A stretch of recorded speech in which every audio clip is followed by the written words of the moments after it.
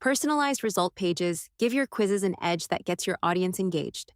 With this update, you have more control over how quiz results are presented by adding separate sections for categories.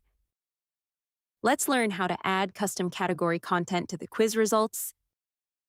Inside the quiz builder, go to Customize Result page.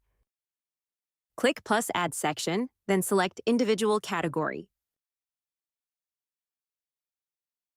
In the right panel, use Display Category to choose whether the content should apply to the highest or lowest score.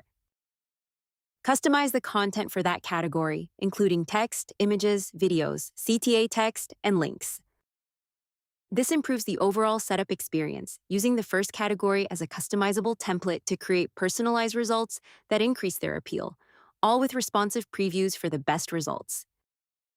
You can now customize the content of the results for each category by adding or modifying elements such as text, images, videos, CTA text, and links. We hope you enjoy it.